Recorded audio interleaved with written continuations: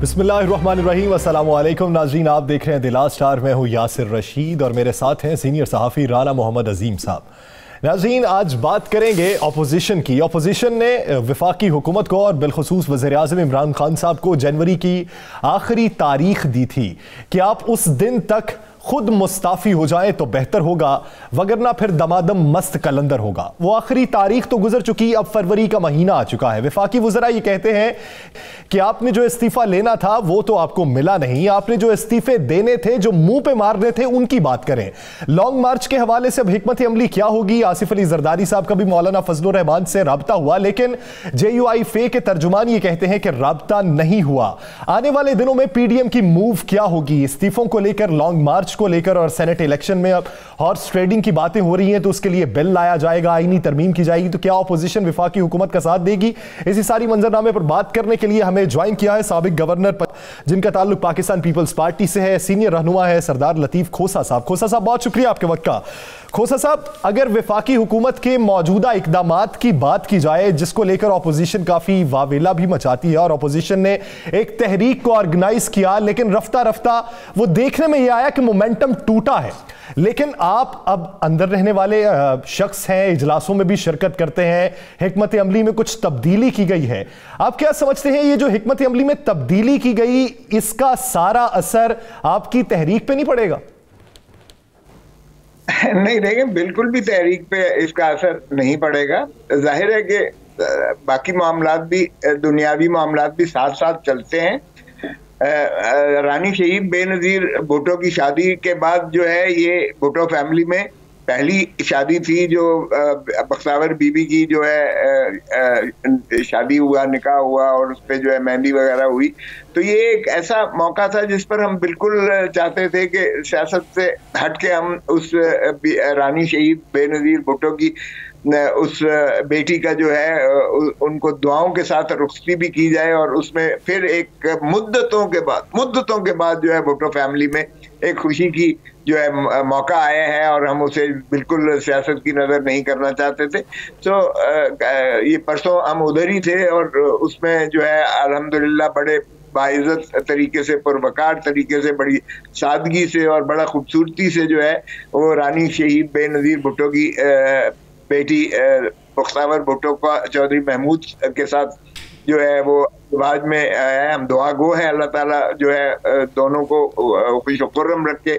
और इस सारी कौम ही चाहती है, और मोहतरमा की शहादत पूरी कौम के लिए सदमा थी, और ये खुशी में सब शामिल हैं, दुआएं कर रहे हैं, और हम सब दुआ गो हैं कि अल्लाह ताला के साथ इनके मामलात को दुरुस्त ही रखे और ये अपने घर हंसी खुशी जाएँ। खोसा साहब, सियासत की तरफ आते हैं। आपकी सियासत बड़ी गहरी नज़र है। देखिए, अगर इनको, हमने तो इज्जत और वकार से कहा था कि मोहतरम इमरान खान साहब जो है खुद ही अपना जो है ये सुबुकदोश हो जाए, चले जाए, इसको छोड़ दें मनसब को, ताकि जो है उनका भरम भी रह जाए और कौम को भी एक जो है मुजदा मिले और निजात मिले इस जो है सिलेक्टेड हुकूमत से।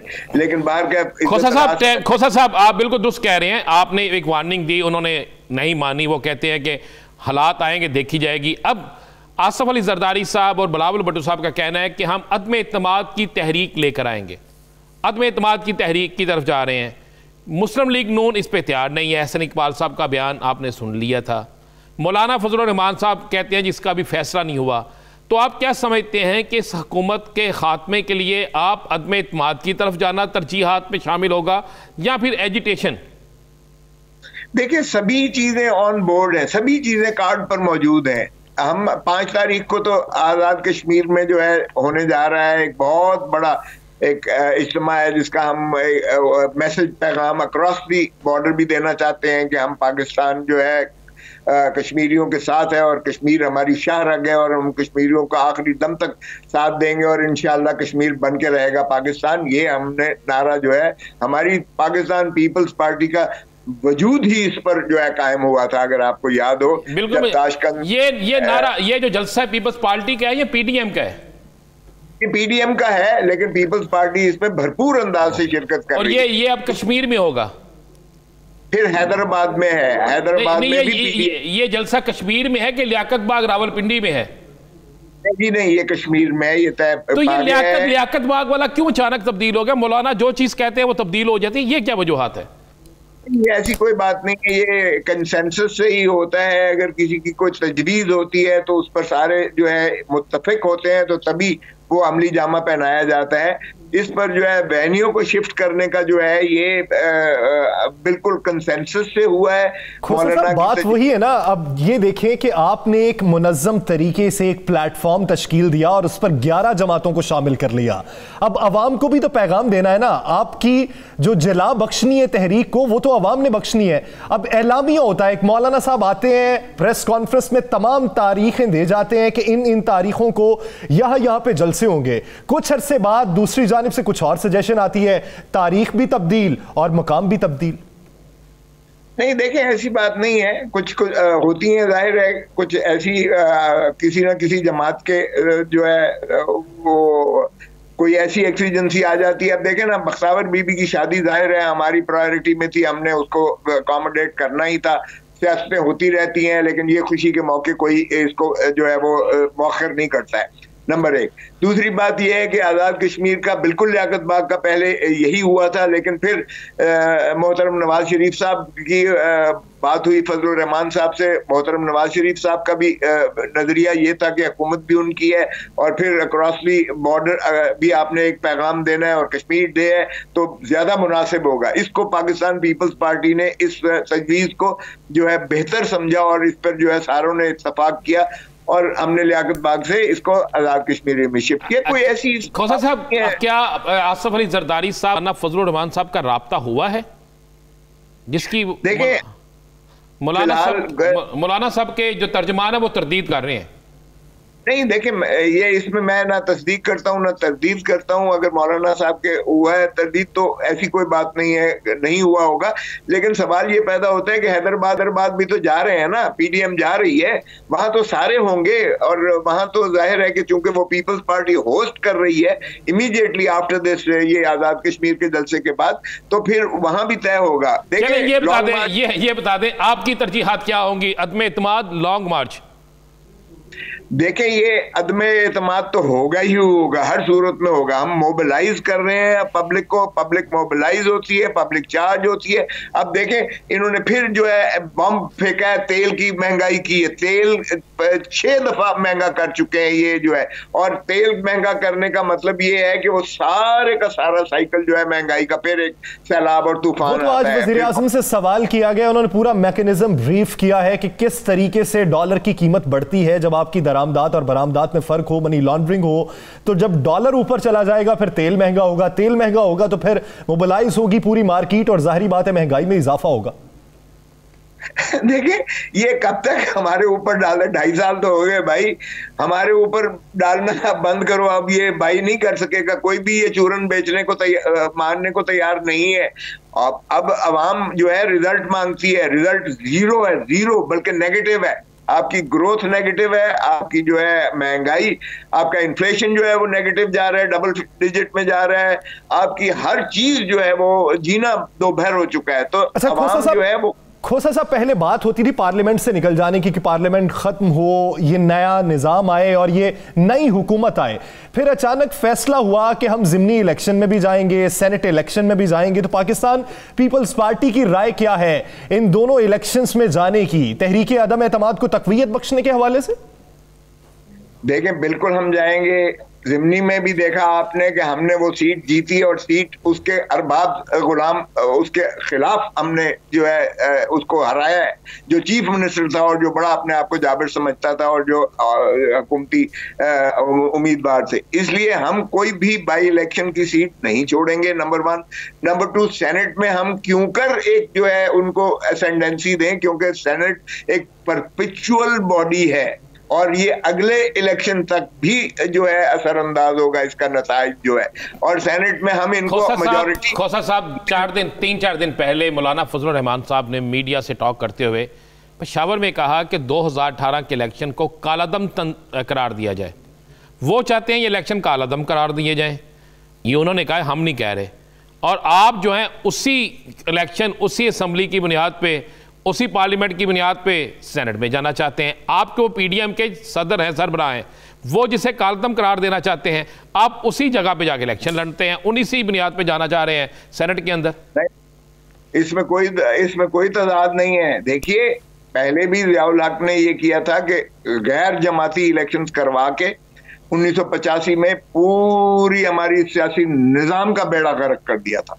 आज भी उसकी बाकियात हम भुगत रहे हैं। देखें, हम कोई भी उसको जो है इमरान खान को या इन कुव्वतों को जो गैर जमहूरी है और गैर मुंतखब शुदा है, गैर अवामी कुव्वतें हैं, हम इमरान खान को कोई अवामी कुव्वत नहीं समझते। हम समझते हैं सिलेक्टेड है। हम समझते हैं कि इनको जो भी खलाई मखलूक या जिन्होंने भी इनको इंस्टॉल किया है, हम उनको मुंतखब नहीं मानते। ये बिल्कुल तयशुदा है। लेकिन हम कोई ऐसा निज़ाम भी नहीं चाहते, कोई ऐसी चीज नहीं चाहते जो गैर जमहूरी हो, जिससे गैर जमहूरी ताकतें हमारे मुल्क को जो है फिर आइन को मौखर करके या आइन को मुअत्तल करके जो है हम किसी ऐसी चीज की कभी करेंगे। सेनेट इलेक्शन की बात कर लेते हैं। आपको याद होगा मिसाके जमहूरियत में पाकिस्तान पीपल्स पार्टी और पाकिस्तान मुस्लिम लीग नून ने इस बात पर इत्तफाक किया था कि ओपन बैलेट होना चाहिए। तो अब आपके जो बेशतर सेनेटर्स हैं उनकी तो ये राय थी कि ये आइन की रूह के मनाफी है, इसलिए ये नहीं हो सकता। अब आईनी तरमीम में क्या आप वफाकी हुकूमत का साथ देंगे? नहीं, बिल्कुल नहीं देंगे। देखें, आर्टिकल 226 बड़ा क्लियर है। एक बात तो ये है कि देखें, सेनेट का इलेक्शन जो है ये प्रोपोर्शनल रिप्रेजेंटेशन पर होता है। इसके फ्रैक्शंस भी काउंट होते हैं। ये 1 on 1 मुकाबला नहीं होता है। हर शख्स को जो जितने सीटें हैं उतने ही वोट देने पड़ते हैं।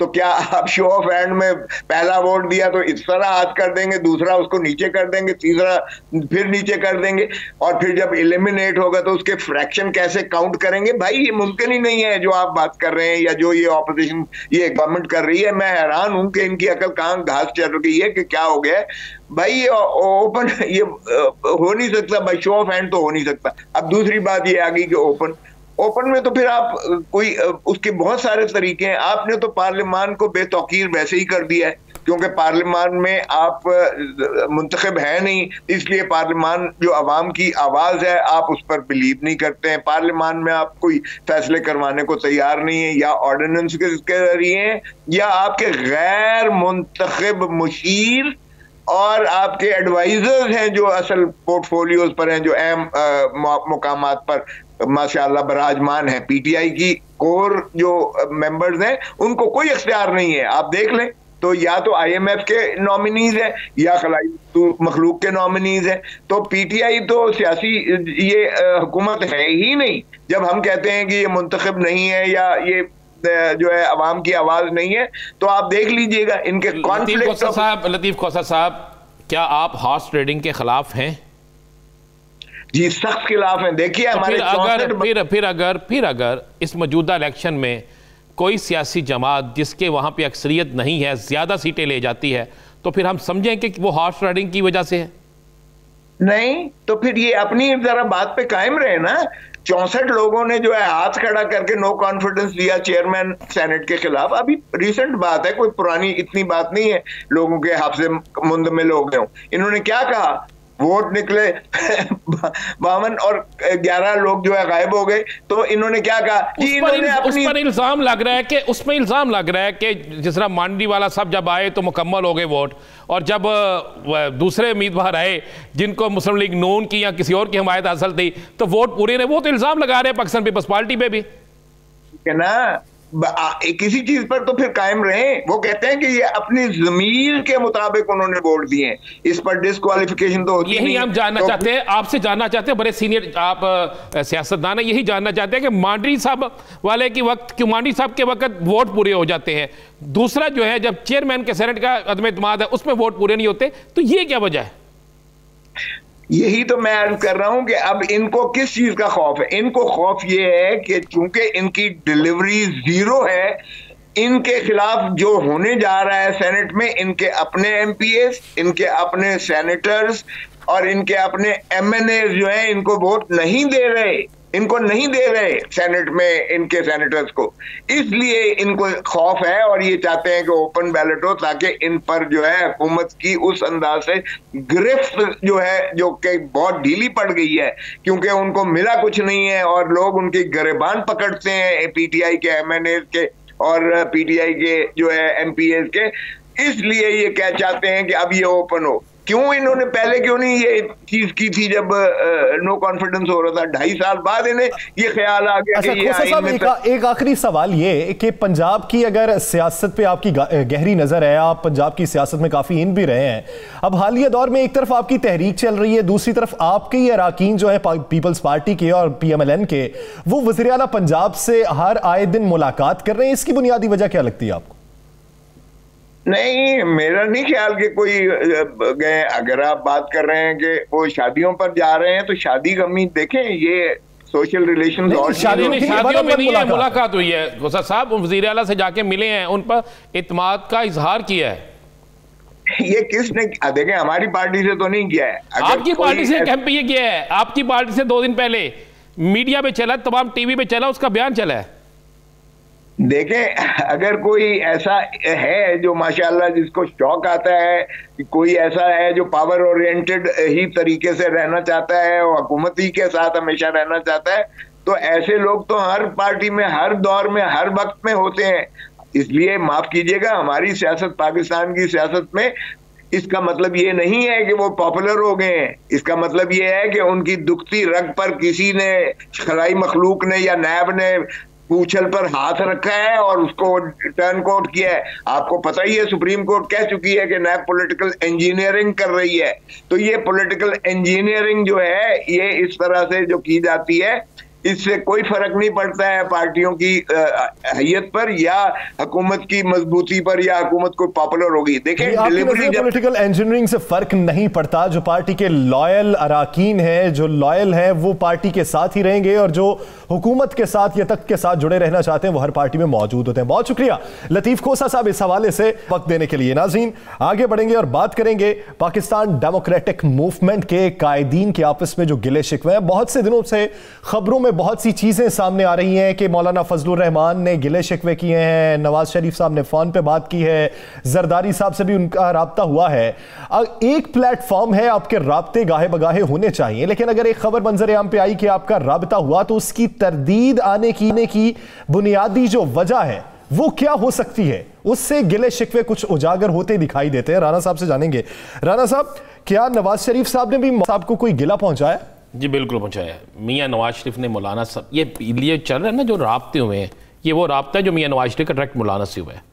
इसकी वो तरदीद करेंगे तो हम चीज़ें सामने ले आएंगे। जरदारी साहब से जो राब्ता हुआ, जरदारी देखें, जरदारी साहब से राब्ता है कि अभी आपने सुन लिया, अगर नहीं राब्ता होता तो सरदार लतीफ खोसा साहब कहते जनाब नहीं हुआ, वो कहते ना मैं तरदीद करूंगा ना तस्दीक करूंगा, तो उसमें आपको समझ आ ही जाती है शक का फ़ायदा किसको पहुंचता है। तो बात यह है यासर, मौलाना फजलुर रहमान की ज़रा प्रेस कॉन्फ्रेंस निकाल लें, अगर आपने तो सुनी है, मैंने भी सुनी है, पेशावर वाली। मौलाना साहब की इस तरह लगता था जैसे बिल्कुल सिम चेंज हो गई है। मौलाना साहब की बहुत सी चीज़ें चेंज हो गई। अब मियां नवाज शरीफ ने गिला पहुंचाया मौलाना साहब को कि मौलाना साहब ये क्या बात हुई, आप मेरे बयानिए से भी पीछे हट गए। आपको हमने कहा था कि फ़लाँ पे चढ़ाई करनी है, फ़लाँ पे चढ़ाई करनी है, आपने तो बिल्कुल चेंज कर दिया सारा कुछ। आपने कहा जी हमें तो हम गिले कर सकते हैं, वैसे कुछ नहीं है। उनका मियाँ साहब ने सख्त नाला हुए मौलाना साहब से, तो मौलाना साहब ने कहा जब मियाँ साहब पहले ये तो बताएं, ये मैं आपको वो गुफ्तगू बता रहा हूँ जो बड़ी मुसद्दका है, कि ये तो बताएं कि मुझ पे तो आप गिले करते हैं, आपके कौन कौन से लोग क्या क्या पैगाम लेकर कहाँ कहाँ जा रहे हैं, आपके जो पैगामात हैं वो हम तक तो नहीं, हम तक तो कुछ और पहुँचते हैं, किसी और जगह कुछ और पहुँचते हैं। आपसे जलंधर में मुलाकातें कुछ लोग करके आते हैं, फिर उसके बाद वो यहाँ पर किस किस को क्या क्या पैगामात देते हैं। तो उन्होंने भी मियाँ साहब को आगे से कहा और साथ उन्होंने ये भी गिला किया, उनका मियाँ साहब ये भी मुझे बता दें, मैं जो फैसला करता हूँ वो फैसला अचानक तब्दील हो जाता है, मुझे पता भी नहीं होता, और मैं मजबूरन आपके कहने पे हर दफ़ा भरोसा करके चल पड़ता हूँ। तो मियाँ साहब ने कहा जी मौलाना साहब नहीं, आपको हम मेरे बयानिया के साथ रहना होगा। मौलाना साहब ने यकीन दहानी तो बड़ी कराई है, लेकिन साथ शर्त रखती है। उन्होंने कहा फिर मौलाना ने कहा फिर ये हुसैन में रखिएगा कि 4 तारीख की जो मीटिंग है उसमें आपको भरपूर तरीके से मेरे मौक़िफ़ की तायीद करनी होगी। फिर उसमें कहना होगा कि जनाब मौलाना के फैसले जो हैं वही आखिरी फैसले होंगे, इससे ना कोई पीछे जाएगा, और जो पीछे जाएगा हम उसका साथ नहीं देंगे। ये आज मियाँ नवाज शरीफ ने और मौलाना के दरमियान गिले शिकवा जवाब शिकवा जो है वो हो चुका है। और मैं आपको कहता हूँ मौलाना बड़ा नाराज़ है। यासर आप तो रोज़ाना देखते हैं, बल्कि सारे सामीन जो हमें देख रहे हैं नाज़रीन ये भी जानते हैं, क्या PDM की कोई मीटिंग हुई है इलेक्शन कमीशन के बाद? हुई है कोई मीटिंग? हुई है नहीं। उस मीटिंग में क्या तय हुआ? फोन पे हुई। कौन किसने सुना? किस पे चला के फोन पे हुई है? तरदीद आ जाती है। 6 तारीख को मौलाना अनाउंस करते हैं लियाकत बाग में जलसा, और 5 को कहा जाता है कि पिंडी में जलसा होगा, लियाकत बाग में भरपूर जलसे की तैयारी करें, बाहर बड़ा कुछ करेंगे। अचानक कश्मीर चला गया जलसा, काफी फासला है। वफाकी हुकूमत में रख लिया ना कश्मीर में, कोटली में। चले रख लिया ना, मैं कहता हूं इन्होंने भी रख लिया, तो पहले क्यों अनाउंस किया था? उसका मकाम तब्दील करने के लिए PDM का इजलास होना चाहिए। ये तो मेरा PDM की क़यादत से भी एक सवाल है, जितने उनमें कायदीन हैं, कि जनाब आपको तो बुलाना चाहिए ना, मीटिंग बुला के, चले टेलीफोनिक मीटिंग हो, और इसका ऐलान तो होना चाहिए था मौलाना फजलुर रहमान साहब की तरफ से मुकाम तब्दीली का। तो ये किसकी तरफ से ऐलान हुआ है? ये इसी तरह है। बात बड़ी क्लियर सी और बड़ी साफ सी है। मौलाना साहब को साइड लाइन कर रहे हैं सारे। अब साइड लाइन इस तरह कर रहे हैं कि मौलाना साहब बेचारे कि वो पंजाबी की कहावत ना, कोर के लिए मुँह चे ना बाहर सुटन जोगी ना अंदर रंगन। तो यही हो रहा है यासर साहब। बिल्कुल मौलाना साहब क्या करें बेचारे, अब किसकी तरफ जाए मुझे बताएं ना। अपनों ने भी छोड़ दिया और फॉरेन फंडिंग भी आ गई। 4 तारीख को लॉन्ग मार्च का फैसला हो जाएगा? नहीं होगा। इस्तीफों का हो जाएगा? नहीं होगा। सेनेट इलेक्शन का हो जाएगा? वो तो हो गया हुआ है जी, उसमें रह क्या गया, वो तो फैसला हो गया हुआ है। ये जो 2 फैसले बाकी है ना, तरीके अदम एतमाद कहा जाएगा, तरीके अदम एतमाद की तैयारी कर रहे हैं, राब्ते हैं 25 मेंबरान जिस तरह आज उन्होंने अनाउंस किया है। अच्छा, वैसे आपकी इत्तला है कोई है राब्ते तहरीक इंसाफ? कोई इंसाफ किससे राब्ते? कायरा साहब ने ये जो आज बात की है, ये इसी तरह है जो चंद दिन पहले की थी कि पंजाब में हमने सबसे बड़ा इत्तेहादी तोड़ लिया और वो हमारे साथ होंगे, याद है ना जी जी। चलता। तो आज वो किन से मुलाकात हुई है? आज परवेज लाई साहब की मुलाकात किन से हुई है? साबिक वज़रा रहे हैं आप। देखिए आज उनकी मुलाकात हुई है इमरान खान साहब से। आज उन्हें टास्क दिया गया, जो 3 रुकनी कमेटी बनी है पंजाब में सेनेट के हवाले से, चौधरी सरवर, उस्मान बुज़दार साहब और चौधरी परवेज लाई साहब। मैंने पहले भी कहा था अक्सर प्रोग्रामों में कि परवेज लाई साहब बड़े वज़ादार आदमी हैं, ये इस तरह नहीं छोड़ के जाते, वो आखिरी हद तक अपने साथियों इत्तेहादियों का साथ देते हैं। और नवाज शरीफ को भी उस हद तक साथ दिया था जिस रात वो प्लेन में जाने लगे थे ना, उस वक्त तक वो साथ थे, ये ज़हन में रखिए। यानी आपकी नजर में 4 फरवरी को अभी कुछ फैसला नहीं होगा? जो 4 फरवरी को फैसला होगा, फैसले होंगे भी मैं आपको बता दूं, जो ये अनाउंस भी करेंगे उस पर अमल नहीं होगा। यानी मौलाना को यकीन दहानी के बाद भी मौलाना के साथ फिर से हाथ हो जाएगा। एक नया लॉलीपॉप दिया जाएगा जी, लॉलीपॉप तैयार है, ये पहला लॉलीपॉप होगा जिसपे 5-6 जमातों का जायका होगा। चले देखते हैं कि PDM का ये जो अब सरबराही इजलास है उसमें फैसले क्या होते हैं। 5 मार्च की जो मकाम का तब्दीली का फैसला किया गया उसकी बुनियादी वजह क्या रही, ये भी उसी दिन सामने आ जाएगी। नाज़रीन दीगर इश्यूज़ पर एक शॉर्ट ब्रेक के बाद stay with us.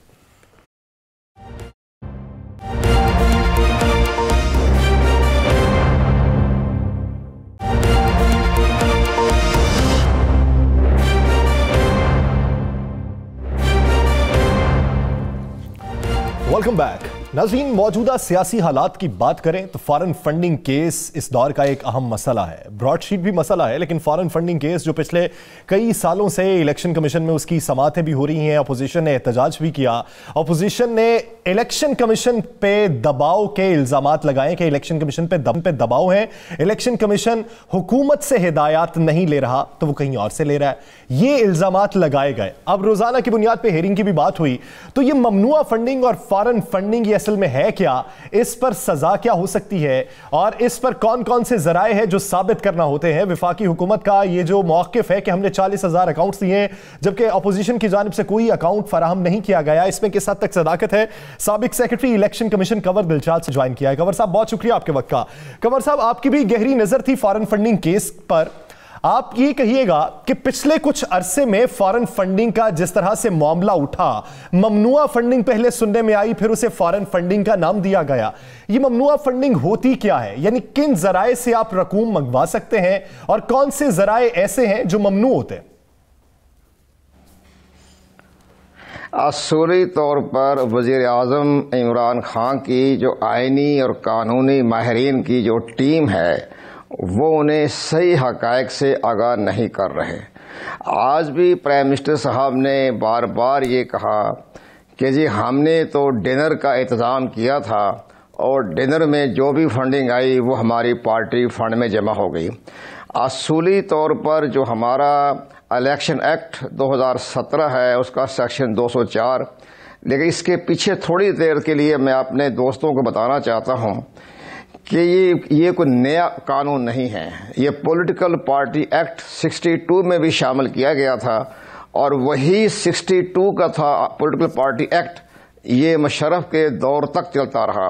General Parvez Musharraf साहब ने इसका नाम बदल के रख दिया पॉलिटिकल पार्टी आर्डर 2002 और अब उसी को इलेक्शन एक्ट 2017 का हिस्सा बनाया गया।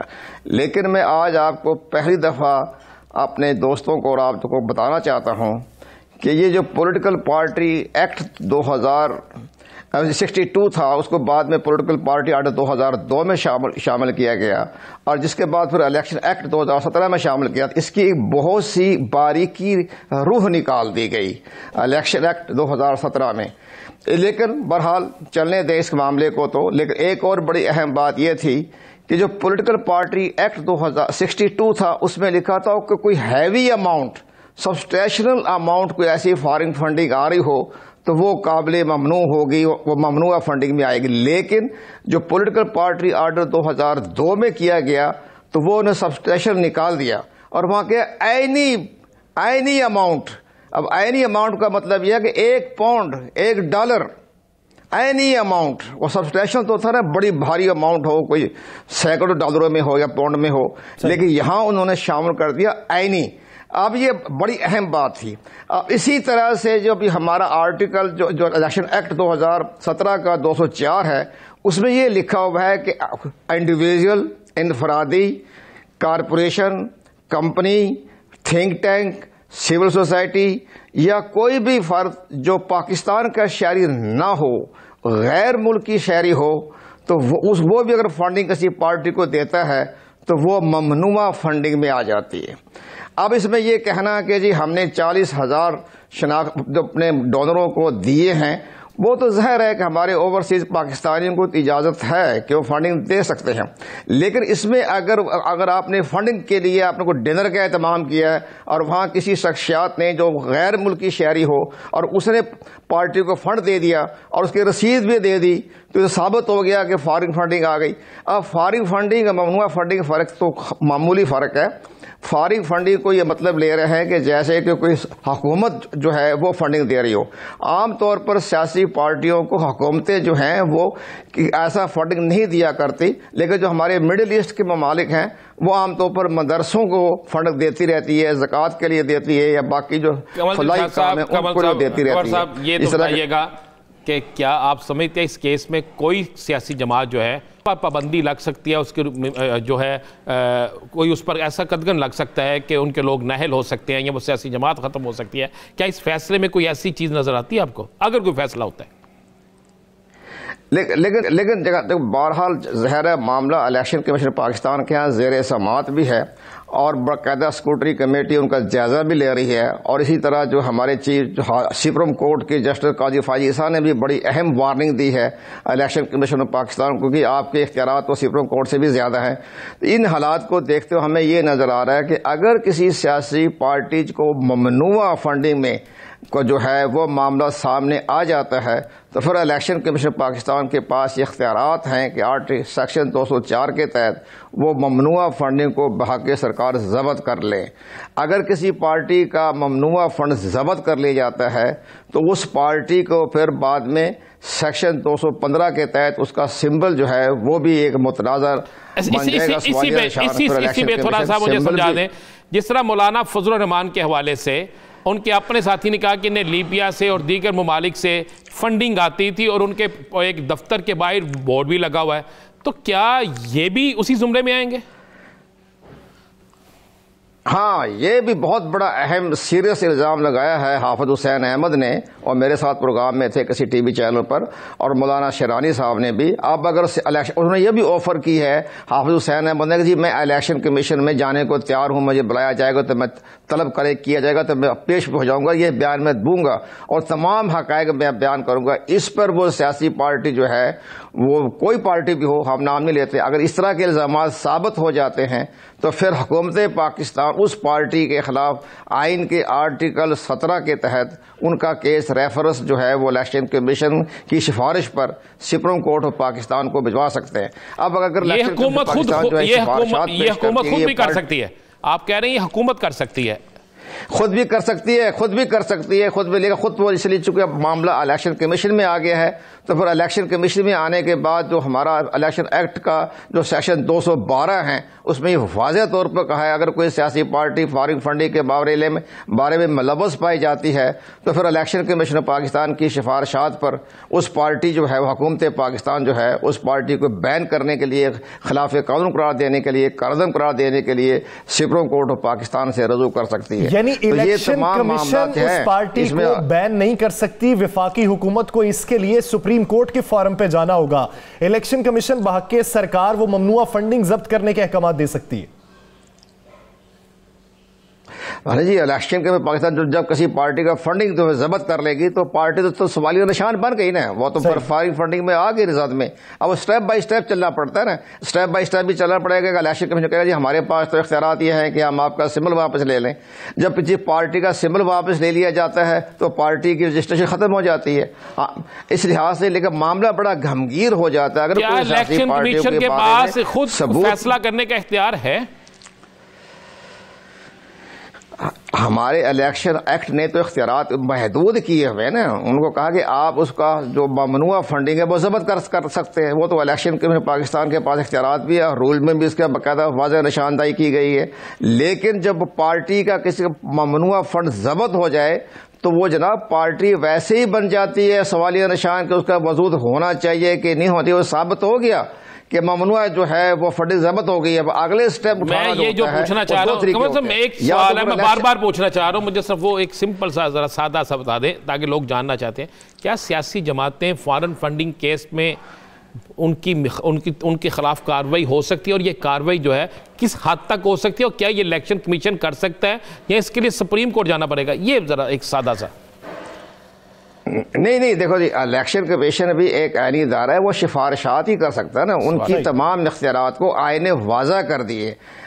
जमातें कालादम करार नहीं दे सकता, कर दिया गया, कालादम करार नहीं दे सकता, इसका मतलब। लेकिन कालादम करार इलेक्शन कमीशन नहीं दे सकता, इसके इख्तियार सुप्रीम कोर्ट ऑफ पाकिस्तान के पास है। सही, सुप्रीम कोर्ट ऑफ पाकिस्तान है या हुकूमत पाकिस्तान जो है वो सुप्रीम कोर्ट में केस रेफर भिजवाए, लेकिन उसका ममनुआ जो है उसका फंडिंग वो जब्त कर सकता है और उसका जो निशान है, सिंबल है, वो भी वापस ले सकता है। ये इख्तियारात इलेक्शन कमीशन पाकिस्तान के पास है, और इसी इख्तियारात की आड़ में आगे आप जाएंगे तो पार्टी जो है सुप्रीम कोर्ट ऑफ पाकिस्तान जो है वो फैसला करेगी आया इस पार्टी के खिलाफ और फर्दर क्या एक्शन लिया जाए।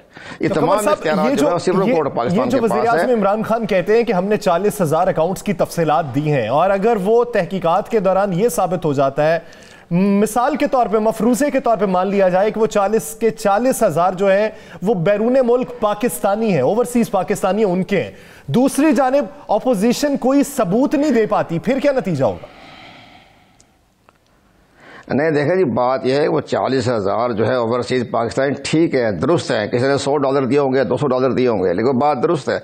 लेकिन इसके साथ साथ जो है उन्होंने एक खुद एतराफ़ किया, इनके वकला ने, तहरीक इंसाफ के वकला ने, कि जनाब हमने एक कंपनी हायर की हुई थी, कंपनी बनाई हुई थी, उस कंपनी के एजेंट्स थे, वो जो है फंडिंग वसूल करते थे। यानी इन्होंने एक बिला वास्ता तस्लीम कर लिया है कि हमारी एक कंपनी थी और उस कंपनी के जरिए जो फॉरेन फंडिंग आई उसका हमारे साथ कोई ताल्लुक नहीं है। ये एक इन्होंने अपना एतराफ़ कर लिया। और दूसरी सबसे बड़ी अहम बात यह है कि अमेरिका के, बरतानिया के जो बड़े बड़े जो शख्सियात थे जो आजकल वो जेलों में बंद हैं, उनके बारे में भी ये खबरें आ रही है कि उन्होंने भी बाज़ सियासी पार्टियों को फंड दिए हैं।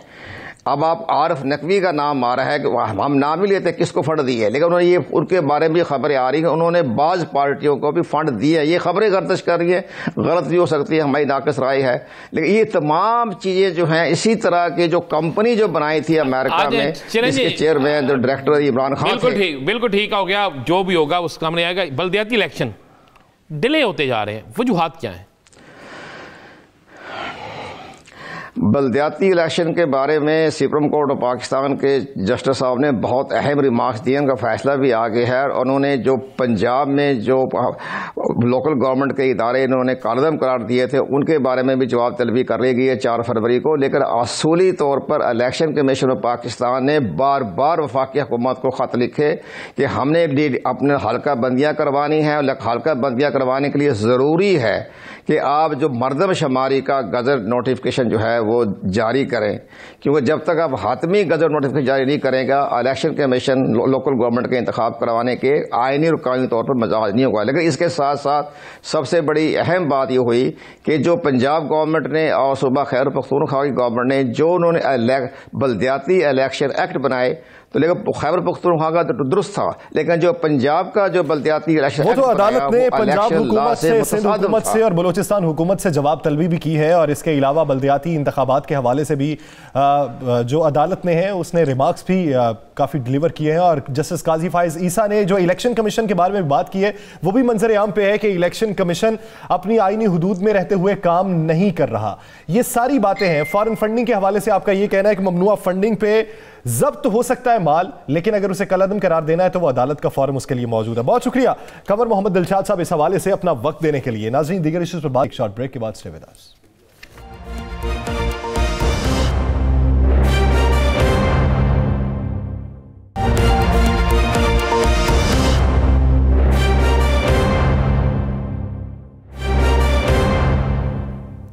Welcome back. नाज़रीन, आज वज़ीर-ए-आज़म इमरान खान ने अवाम से टेलीफोनिक रब्ता रखा, अवाम के मसाइल भी सुने।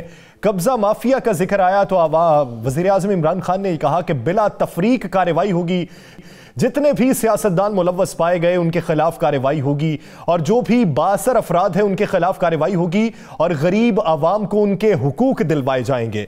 बिलखुसूस खोखर बरादरान का भी उन्होंने जिक्र किया और उनका यह कहना था कि ये पाकिस्तान मुस्लिम लीग नून की ATMs हैं और उनका यह कहना था कि बिला तफरीक कार्रवाई आइंदा मराहिल में भी जारी रहेगी। नाज़रीन, खोखर बरादरान के खिलाफ लाहौर में ये जो ऑपरेशन हुआ इसमें बड़ी तादाद में लोग जमा थे। खदशा ये भी था कि कोई ना कोई वाक़या यहाँ पर रूनमा हो जाए, लेकिन सिक्योरिटी इदारों की भी यहाँ पर काफ़ी बड़ी तादाद थी जिसकी वजह से कोई ऐसा वाक़या रूनमा नहीं हुआ। अपोजिशन इसको लेकर काफ़ी वावेला मचा रही है। मज़ीद तफसीलात जो है वो राना साहब से जानते हैं। राना साहब, सुनने में ये कि लाहौर में कोई सानिहा मॉडल 2 होने जा रहा था लेकिन वो रुक गया। बिल्कुल यासर, यही आज की ब्रेकिंग में आपको बता दूँ। पूरी प्लानिंग हो चुकी थी, अपोजिशन चाहती थी, शायद खोखर बरादरान ये ना चाहती हूँ, उनके नोटिस में भी ना हो, लेकिन कुछ लोग वहाँ पे ऐसे मौजूद होने थे कि जैसे ऑपरेशन शुरू होना था पुलिस के साथ टकराव होना था, पुलिस के टकराव में बाकायदा फायरिंग तक हो सकती थी, पूरी प्लानिंग हो सकती।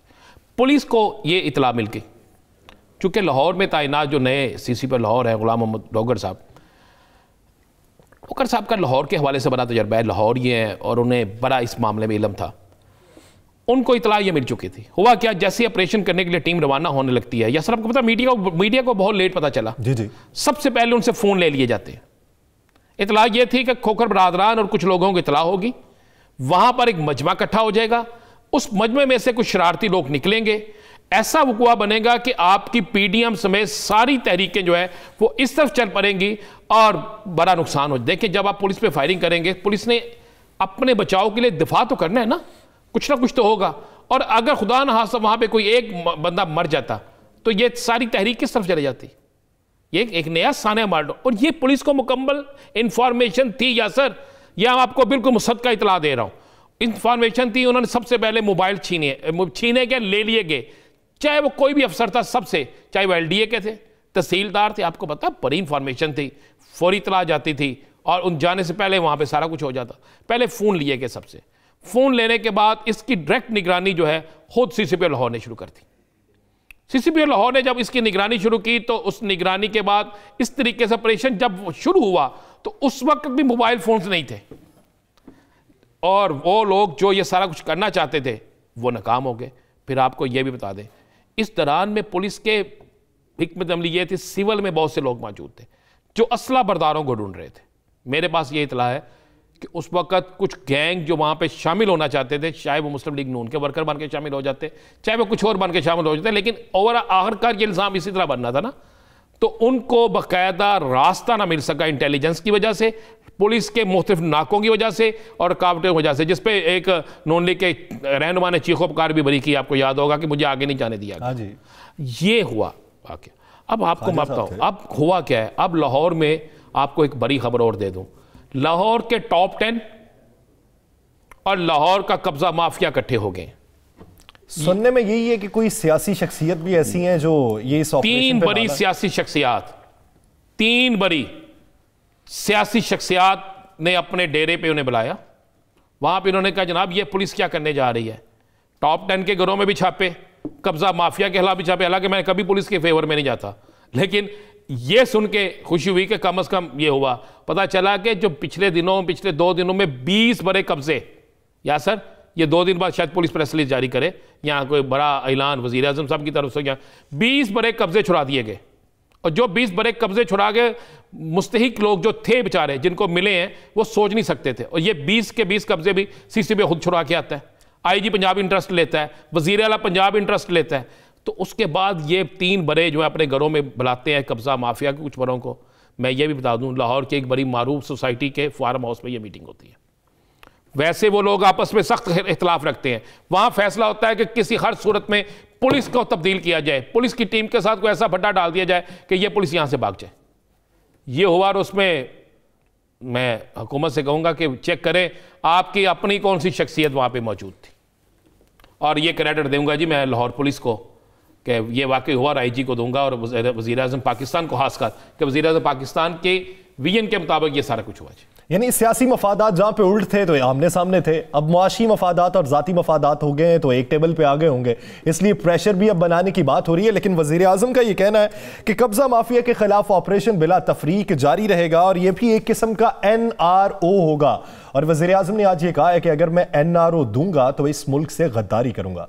उम्मीद करते हैं कि वज़ीर आज़म की जानिब से बिला तफरीक एहतसाब का अमल जारी रहे। नाज़रीन, भारत के अंदर सिखों का एहतजाज और मोदी हुकूमत की हिकमत अमली, इस पर बात एक ब्रेक के बाद। Stay with us.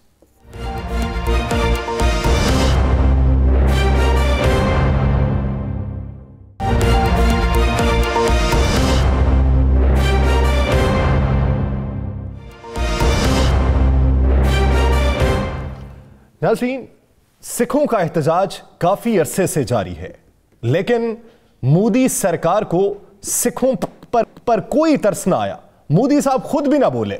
मोदी साहब को बोलना आया तो उस दिन बोलना आया कि जब लाल किले पर सिखों ने कब्जा किया और वहां पर खालिस्तान का झंडा लहरा दिया तो मोदी साहब को तिरंगे की याद सताने लगी। मोदी साहब का बयान यह आया कि आज तिरंगे की बेहुरमती पर अफसोस हुआ है। किसानों पर जो चढ़ाव किया, जो उनके लोगों को जबरी तशद्दुद किया गया, गुमशुदगियां की गई, मार डाले गए, उन पर कोई अफसोस नहीं है। तिरंगे की बेहुरमती का उन्हें अफसोस जरूर है। हालिया कार्रवाइयों में 300 इंडियन फौजी ऐसे हैं और 200 पुलिस अफसरान ऐसे हैं जो एहतजाजन मुस्ताफी हो गए हैं। आने वाले दिनों में इसमें डेवलपमेंट क्या होने वाली है और सिखों की यह मूवमेंट मजीद किस हद तक मजबूत हो सकती है, राणा साहब से जानेंगे। राणा साहब, जमहूरियत की दावेदार है मोदी हुकूमत और इंडिया, आने वाले दिनों में क्या ये जमहूरियत पर अमल पैरा रहेगी, और अगर रहेगी तो वैसी रहेगी जैसी गुज़श्ता 2 साल से? या सर बिल्कुल नहीं रहेगी, बल्कि भारत के अंदर जो होना शुरू हो गया है बड़ा खौफनाक है। भारतीय हिंदू जो हैं, RSS जनता पार्टी, वो क्या कह रही, मैं चाहूंगा कि वो आप जरूर सुन लें। हिंदू कह रहे हैं अब हम हैं, हम बहुत ज्यादा, ये थोड़े से सिख हैं, इन्हें मार देंगे, इन्हें हटा देंगे, इन्हें खत्म कर देंगे। ये मैं नहीं कह रहा, ये भारतीय जो जनता पार्टी है और RSS के जो रहनुमा हैं वो कह रहे हैं। ये वीडियो बिल्कुल क्लियर कर रही है जो उनका जो बयान है। उसके बाद बात यह है कि भारत के अंदर तो ये फजा पैदा हो चुकी है कि किसी मुल्क में सबसे खौफनाक चीज़ यह है कि उस मुल्क के अंदर हो क्या रहा है कि फौजियों ने इस्तीफे दे दिए, पुलिस ने इस्तीफे दे दिए, 2 होती है ना कानून नाफिज करने वाले इदारे, दोनों की तरफ से इस्तीफे आ गए। उसके बाद अब सिख बड़े स्टैंड ले गए, खड़े हो गए सिख, और खड़े होके क्या कह रहे हैं कि उन्होंने बिल्कुल ऐलान कर दिया है। और ये एक लिस्ट भी पहले तो आप देखें ना, ये जो हम अपने नाजरीन को दिखा रहे हैं, ये कोई पाकिस्तान से नहीं आई, ये भारत की लिस्ट है। ये जिन मुकदमात में जिन जिन लोगों को गिरफ्तार किया गया है। अच्छा, बात यह है कि ये बहुत थोड़े लोग हैं जिनको गिरफ्तार किया गया है। 1200 से ज्यादा तो वो हैं जो गायब हैं। जिस तरह मैंने पहले प्रोग्राम में बताया था, हजूर कितनी लाशें मिली हैं, उन लाशों पे जाके देखें क्या क्या लिखा हुआ है, वो कहां से लाशें मिली हैं, जो जख्मी मिले हैं उनके जिस्म के कौन कौन से अज़ा नहीं है, और उनको पकड़ने वाला कौन था, उनको लेकर जाने वाला कौन था, किन सेलों में रखे गए, किस तरह मारा गया। राणा साहब, आइंदा दिनों में सूरत हाल काफी तल्ख होती दिखाई दे रही है। ये आइंदा 2 से 3 दिन आप देखेंगे बड़े खौफनाक होंगे। अगर ये हिंदू इकट्ठे हैं, कौन है ये? जनाब जनता पार्टी जो उनकी है ना, ये उनके जनाब रहनुमा हैं। ये आरएसएस के भी एक बड़े अहम रहनुमा हैं। और ये क्या कह रहे हैं, 40 गांव इकट्ठे हैं, यानी हम हिंदू हैं। क्या हिंदुस्तान सिर्फ हिंदुओं को है? ये तो साबित हो गया। अब तो सिखों के लिए हिंदुस्तान में रहना बिल्कुल फजूल हो गया। सिख जो हैं वो अब नहीं रह सकते। ये हम नहीं कह रहे, ये स्क्रीन पे मौजूद है। नाज़रीन, एक तरफ आप मौक़िफ़ दे सकते हैं आरएसएस के रहनुमाओं का और दूसरी तरफ पुलिस वालों का जो किसानों के साथ हैं। दोनों तरफ के नजरियात देखते हुए फैसला खुद कीजिए कि भारत में इस वक्त कौन सा अमल जारी है। दिलासरा से मुझे और राणा अजीम साहब को दीजिए इजाजत। अल्लाह ने के बाद।